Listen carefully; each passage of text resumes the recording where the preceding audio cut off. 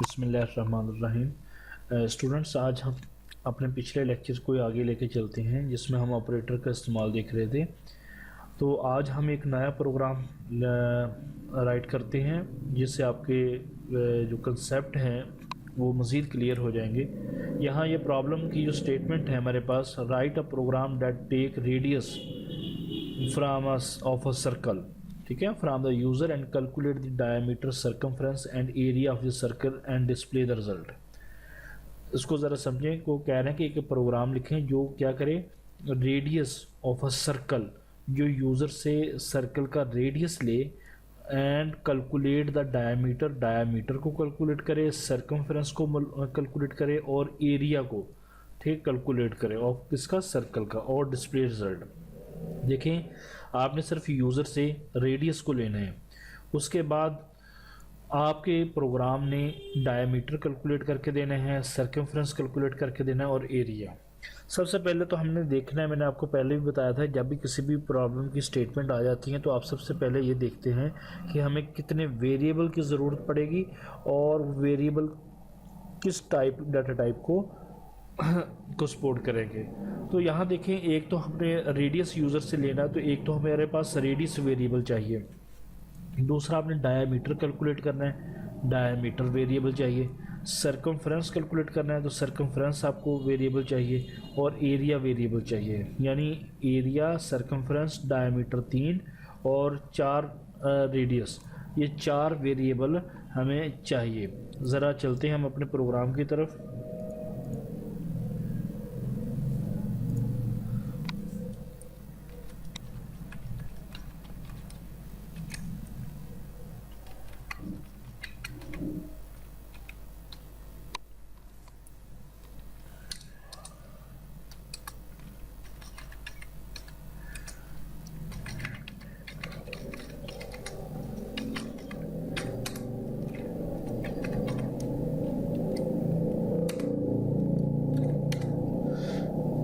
देखिए, हमने रेडियस लेना है, एक तो इंट आर, मैं पूरा भी लिख सकता हूँ, RADIUS, ठीक है, जैसे आपको सही लगे। मैं सिर्फ आर लिखता हूँ, चलिए पूरा लिख लेते हैं,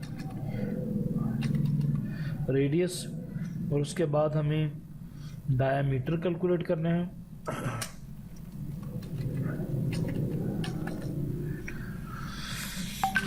और हमें चाहिए एरिया।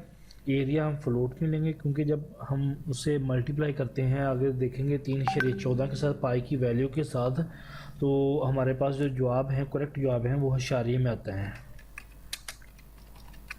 एरिया। और इसी तरह सर्कमफ्रेंस के लिए मैं CIR ले लेता हूँ। ये तो हमारे वेरिएबल डिक्लेयर हो गए। अब वेरिएबल डिक्लेयर करने के बाद हमारा काम है C out, insertion operator, double quotes, please enter radius, radius बाहर निकल, सेमीकोलन डालेंगे, CN किस में डालेंगे जी, हमने क्या रखा, रेडियस फार्मूला रखा, उसका वेरिएबल का नाम रखा हुआ है रेडियस, RADIUS, बिल्कुल देख लें। उसके बाद अब आप चलते हैं वेरिएबल के अंदर वैल्यू हो जाएगी। अब हमने डायमीटर कैलकुलेट करना है, एरिया कैलकुलेट करना है और सर्कमफ्रेंस कैलकुलेट करना है। सबसे पहले हम डायमीटर के लिए वेरिएबल रखें DIAMETER, डायमीटर इक्वल, आपको मालूम है कि जो रेडियस होता है उसका जो हाफ कर दें तो वो डायमीटर होता है, बन जाते हैं। तो रेडियस डिवाइड बाय 2, तो आप सेमीकोलन, तो आपके पास डायमीटर आ जाएगा। अब आपने एरिया कैलकुलेट करना है, तो एरिया देखें, एरिया का फार्मूला होता है πr², ठीक है। पाई की वैल्यू तो यहाँ कंपाइलर नहीं जानता, हमें खुद लिखनी पड़ेगी, 3.14 मल्टीप्लाई रेडियस, ठीक है, जो भी रेडियस के आपने लिखे फिर multiply RADIUS, radius, semicolon, area calculate हो जाएगा, जो भी वैल्यू बनेगी वो एरिया वाले वेरिएबल के अंदर स्टोर हो जाएगी। अब हमने सर्कमफ्रेंस के लिए हमने CIR रखा हुआ, आप जो मर्ज़ी रख लें, इसका कोई ये नहीं कि मैंने CIR रखा है या सर्कमफ्रेंस पूरा नहीं रखा, कोई हर्ज नहीं है, ठीक है। आप इसके वैल्यू होती है 2πr, इसका फार्मूला होता है 2 मल्टीप्लिकेशन 3.14 मल्टीप्लिकेशन रेडियस सेमीकोलन। अब हमारे पास ये सरकमफ्रेंस भी कैलकुलेट हो गया। अब हमने तीनों चीज़ों को प्रिंट करवा देना है। Insertion operator, double quotes, diameter of circle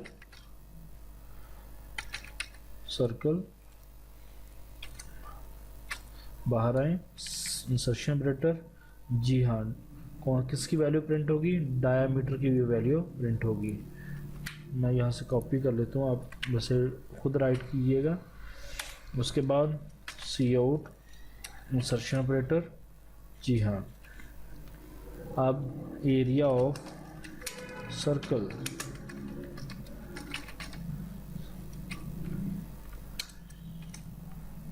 double quotes के अंदर आप जो भी चीज़ लिखेंगे वो वैसे के वैसे प्रिंट हो जाएगी। उसके बाद एरिया की वैल्यू प्रिंट हो जाएगी, AREA हमने वेरिएबल का नाम रखा था। C out, insertion operator, circumference of circle,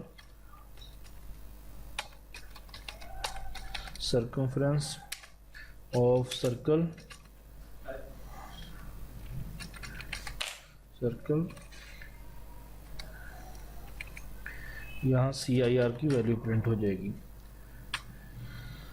अब यहाँ तक तो हमने ये प्रोग्राम लिख लिया। अब मैं इसको सेव करता हूँ। जैसे मैंने C ड्राइव के अंदर फोल्डर बनाया था CS201 के नाम से, उसके अंदर मैंने इसको CIR के नाम से फर्ज करें मैं सेव कर देता हूँ। जैसे मैंने सेव किया उसको कंपाइल करते हैं, कंपाइल हो गया, 0 एरर आ गया। अब मैं इसको चलाता हूँ, CIR.exe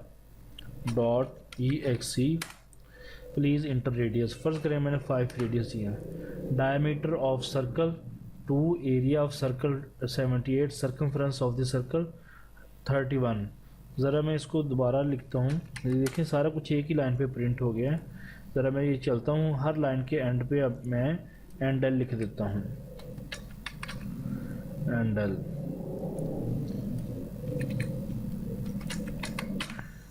तो ये क्या होगा, अब मैं सेव किया, दोबारा कंपाइल करता हूँ, दोबारा कंपाइल करने के बाद 0 एरर है, CIR.exe, ठीक है। इंटर रेडियस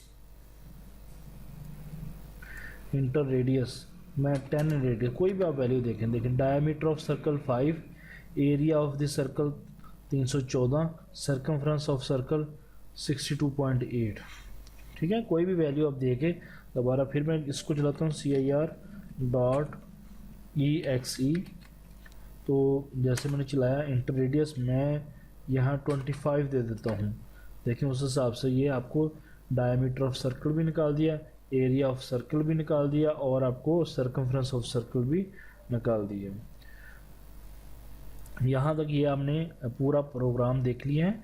आप इसको खुद राइट करें, ठीक है। उसके बाद इसको चलाएं। अगर कोई प्रॉब्लम आ रही है तो मुझे कमेंट्स बॉक्स में राइट करें। तो टिप्स देख लें, use descriptive name of our variable. आपको ये बात 12 दफ़ा बताई गई है कि आप कोई भी वेरिएबल डिक्लेयर करते हैं तो उसका नाम वो रखें जिससे उसको पता, जैसे हमने डायमीटर के लिए डायमीटर रख दिया, सर्कमफ्रेंस के लिए CIR रख दिया,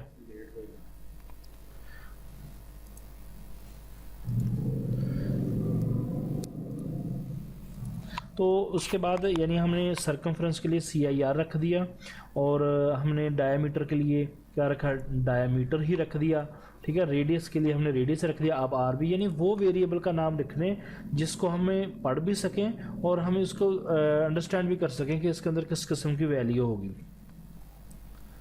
आगे हम ज़रा इसको देखते हैं, indent the code for better readability and understanding. देखिए कोड को इस तरह लिखें कि आप देखें जैसे कि मेन है, उसके बाद हमने इंडेंटेशन के बाद इंट को लिखा है, ठीक है। यानी आप आसानी से कोड को रीड कर सकें। Use parenthesis for clarity and to force the order to evolution in an expression. ये तो बात हम बहुत अच्छे तरीके से कर चुके हैं कि किसी भी एक्सप्रेशन को जब आप सॉल्व कर रहे हूँ तो आप पैरेंथेसिस का इस्तेमाल करें ताकि वो आसानी से क्लियर हो सकें। Reuse the variable for better usages of memory. Variable को बार बार इस्तेमाल करें ताकि आपको दोबारा ये ना हो कि आप वेरिएबल ऐसी आंखें बंद करके डिक्लेयर करते जाए, लेकिन वो वेरिएबल का इस्तेमाल ही ना हो प्रोग्राम के अंदर। Take care of division by zero, कभी भी किसी नंबर को ज़ीरो पे डिवाइड ना करें। Analyse a problem properly and then start coding. ठीक है, आप पहले प्रॉब्लम की स्टेटमेंट को देखें। ठीक है, जब तक आप प्रॉब्लम की स्टेटमेंट को नहीं समझेंगे तो आप उस वक्त तक कोई भी चीज प्रोग्राम अच्छे तरीके से नहीं लिख सकते। ठीक है, सबसे पहले आप स्टेटमेंट को पढ़ें, बार बार पढ़ें ताकि आप अच्छे तरीके से समझ सकें। उसके बाद आप कोड करना शुरू करें। आगे उसके बाद हम नेक्स्ट लेक्चर चलेंगे, लेक्चर नंबर 5 में, और ये कंडीशनल स्टेटमेंट बड़ा इंपॉर्टेंट लेक्चर्स हैं। यहाँ तक आपने जितने भी जो प्रोग्राम हैं आप लिख सकते हो, कोई भी सिंपल स्टेटमेंट आ जाएगी, आप आसानी के साथ अपने प्रोग्राम लिख सकते हैं।